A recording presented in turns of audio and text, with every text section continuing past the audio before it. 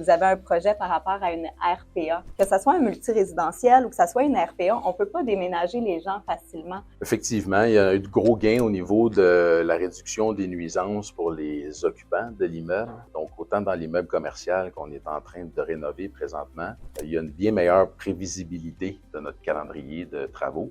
Dans le cadre de ce projet-là, de la RPA, une construction malheureusement assez récente, mais qui éprouve beaucoup de difficultés au niveau de l'enveloppe, le client avait une problématique, prévoyait avoir sur une base permanente 50 appartements qui étaient relocalisés dans des hôtels et dans d'autres immeubles.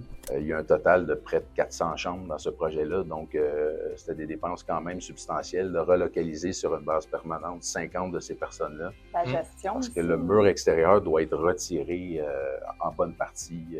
Le fait que nous, on fait de la construction abritée, qu'on protège l'environnement de travail, bien, les gens vont pouvoir dormir dans leur appartement. Dans des cas médicaux plus graves, vont pouvoir rester carrément dans leur appartement pendant qu'on fait tous les travaux. L'abri a non seulement la capacité d'empêcher la météo de rentrer à l'intérieur du bâtiment qui est en travaux, mais il y a des systèmes de ventilation, de climatisation, de chauffage, de filtration d'air, etc. qu'on peut installer sur l'abri. Donc, fait que là, ça devient un avantage économique pour le propriétaire. Puis pour les locataires, eux autres, pas de souci de déménagement et de gestion, là, de changer de place, comme tu dis, quand ils ont des...